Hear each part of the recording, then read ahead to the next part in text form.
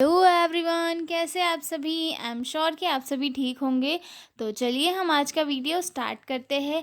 जो लोग चैनल पर नए हैं वो लोग चैनल को सब्सक्राइब कर ले, वीडियो को लाइक करें और अपने दोस्तों के साथ शेयर ज़रूर करें। तो चलिए जल्दी से हम वीडियो स्टार्ट करते हैं।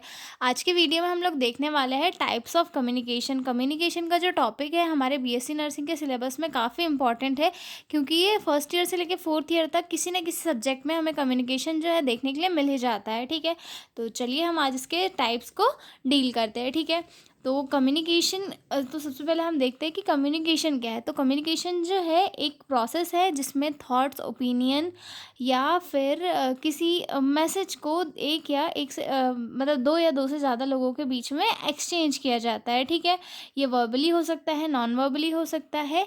ठीक है, तो इसके टाइप्स देखते हैं। इसके मैंने 4 बेसिस पे टाइप लिखे हैं कि सबसे पहले 4 बेस पे मैंने इसके टाइप को डिवाइड किया है। उसके बाद मैंने उनके और सब डिवीज़न किए हुए हैं। तो ठीक है, देखते हैं।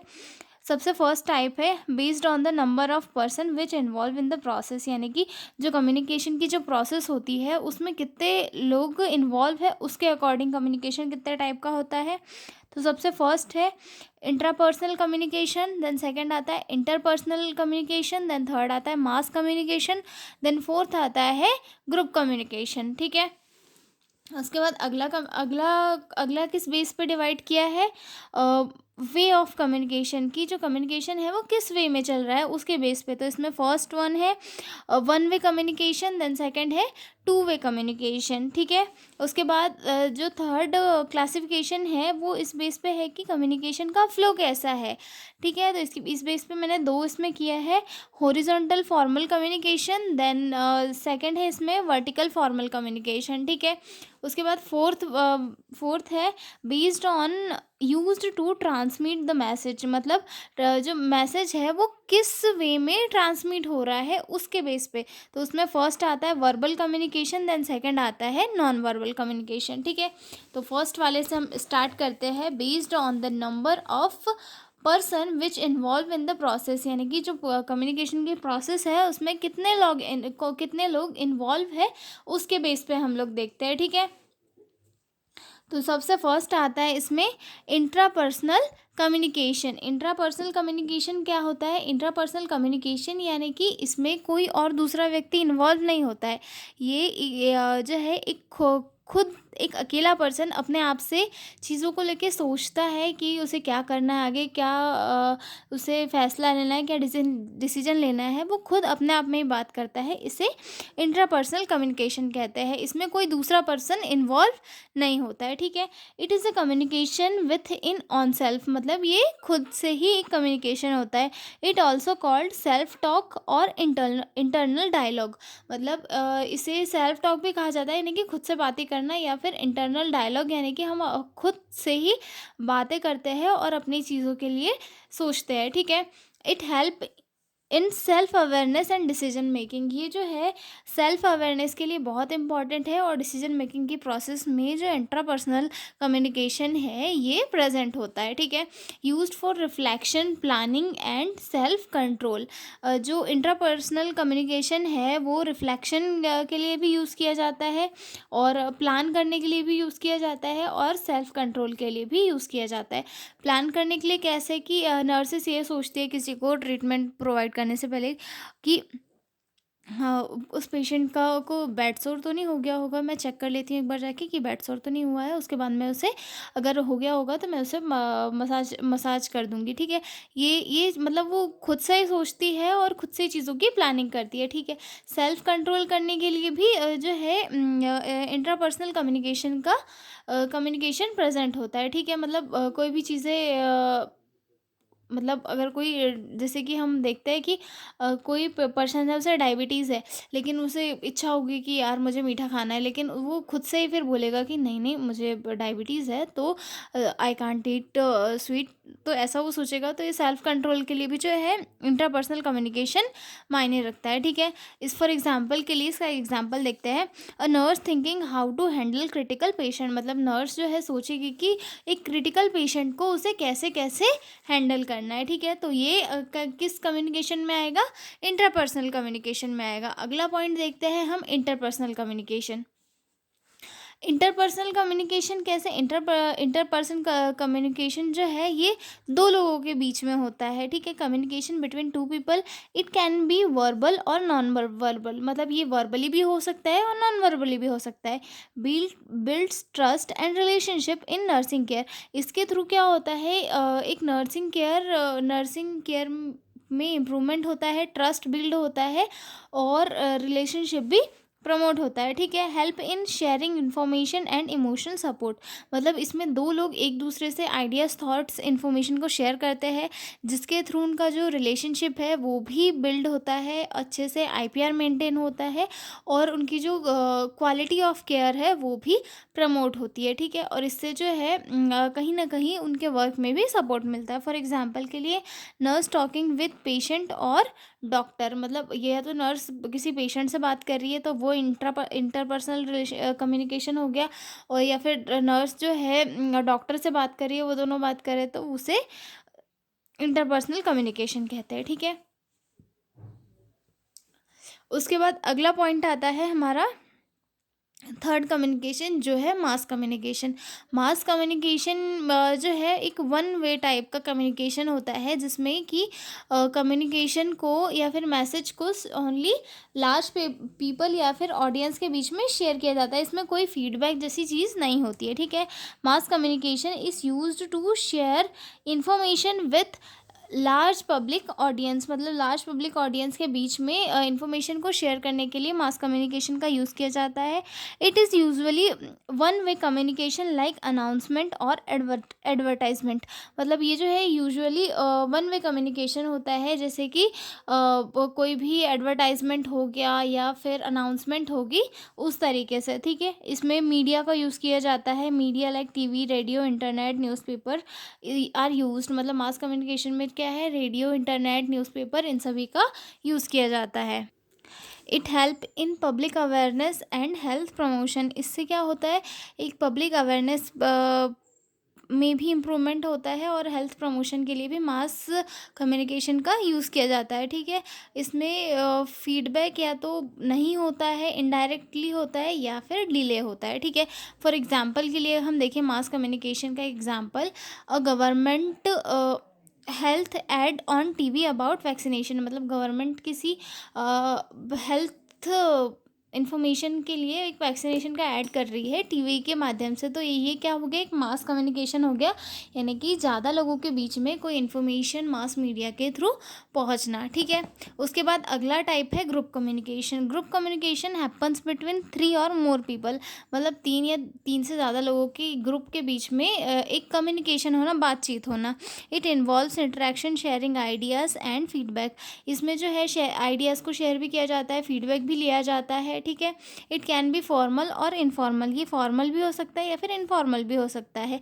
It help in team work, decision making and education, ये टीम वर्क में काफ़ी इम्पॉर्टेंट होता है कि जब कोई टीम के मेंबर्स एक साथ वर्क कर रहे हो तो उनके बीच में एक स्ट्रॉन्ग कम्युनिकेशन होने से उनका जो वर्क का प्रोडक्टिविटी है वो भी इम्प्रूव होगा, और जो उनका वर्किंग आइडियाज़ है वो भी इम्प्रूव होंगे, क्योंकि अगर 4 लोग हैं, 4 लोग अपने अपने आइडियाज़ देंगे तो एक अच्छे आइडिया को अपना के वो अपने वर्क में इम्प्रूवमेंट ला सकते हैं, ठीक है।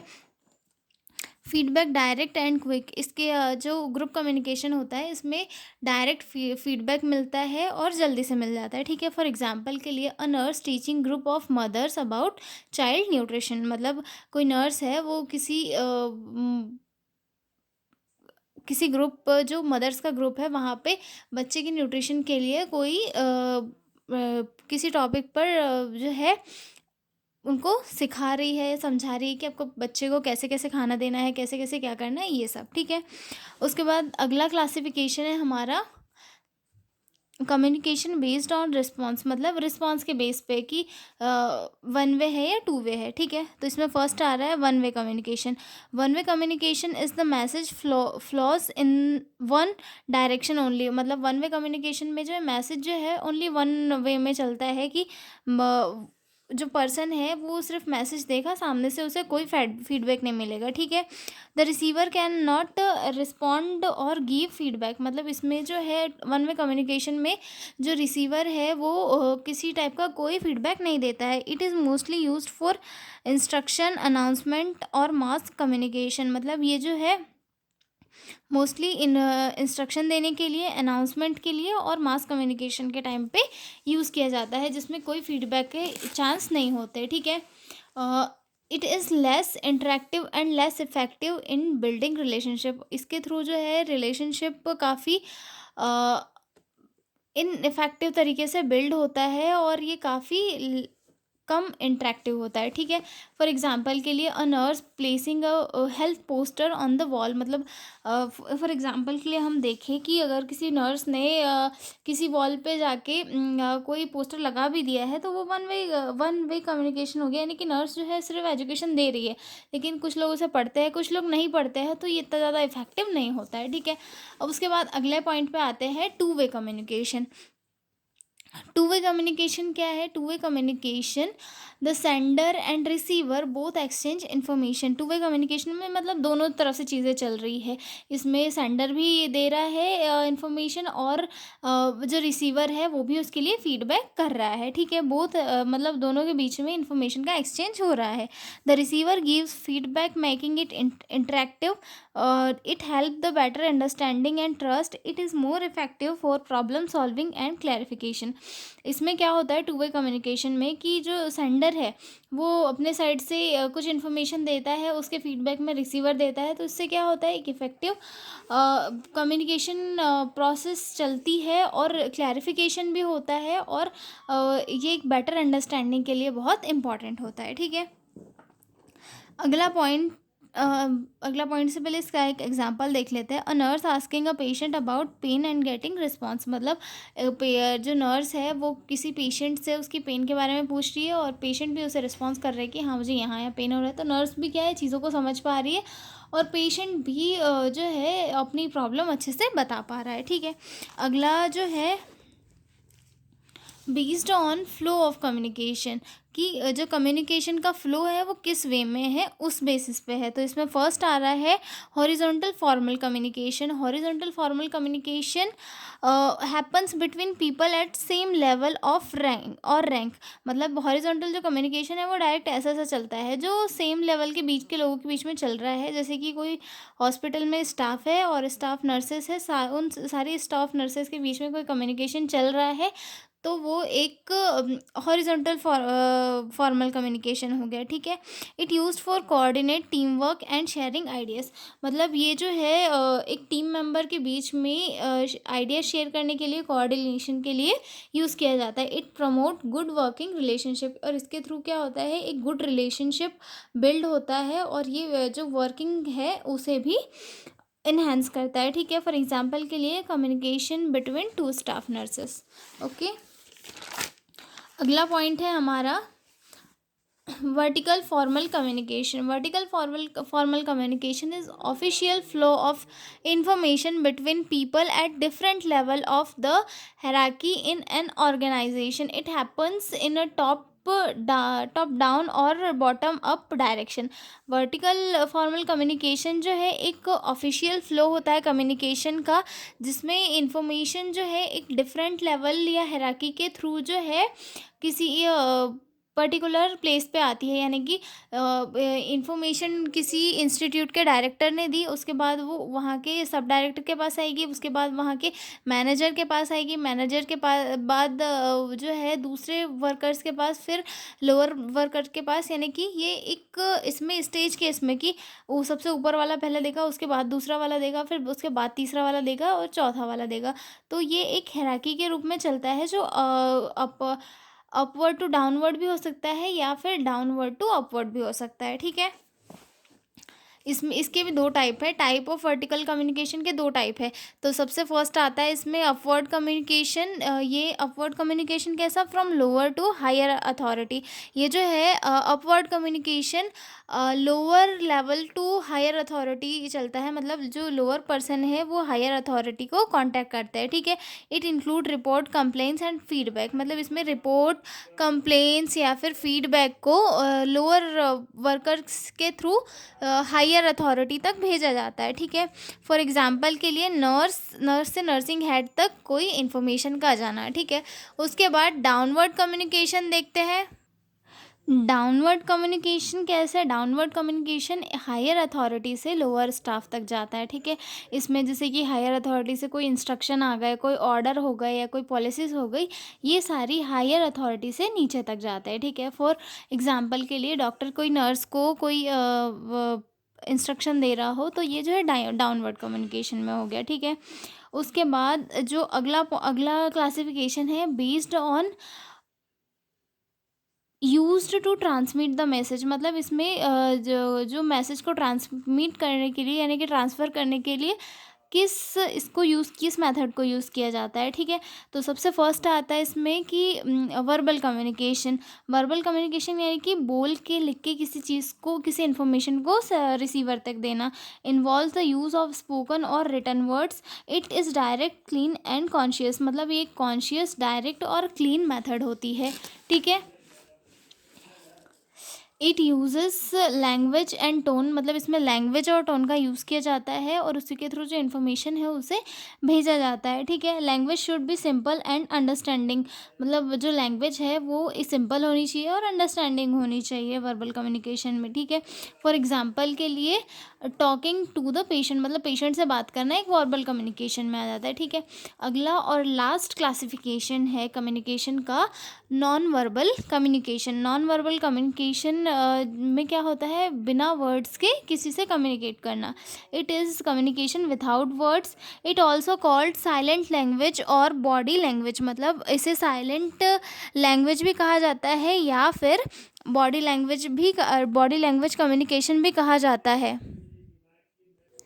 इसमें जो है फेशियल एक्सप्रेशन या फिर गेस्चर, पोस्चर, आई कांटेक्ट या फिर टोन ऑफ वॉइस इसमें यूज़ किया जाता है। जैसे कि हम किसी को इशारे करके ये करते हैं, हाथ हाथ दिखा के इधर बुलाते हैं, या फिर हमारे फेस से जो है, या फिर इस फेस से किसी को इशारे करते हैं, तो ये सारी चीज़ें नॉन वर्बल कम्युनिकेशन में इंक्लूड होती है, ठीक है। It is important in observing patient behaviour, ये काफ़ी इंपॉर्टेंट होता है किसी भी पेशेंट के बिहेवियर को ऑब्जर्व करने के लिए, ठीक है। आई एम श्योर कि आपको मेथड्स ऑफ कम्युनिकेशन समझ में आई होंगी, क्योंकि मैंने काफ़ी इजी लैंग्वेज में और डिटेल में डिस्कस किया है। तो अब हम मिलेंगे अगले वीडियो में एक नए क्वेश्चन के साथ, तब तक के लिए बाय बाय। और प्लीज़ मुझे, अगर आपको नोट्स चाहिए तो आप मुझे डिस्क्रिप्शन में या फिर मेरे चैनल के बायो में जो ईमेल दिया हुआ है उस पर कांटेक्ट कर सकते हैं। तो मिलते हैं अगले वीडियो में, तब तक के लिए बाय बाय।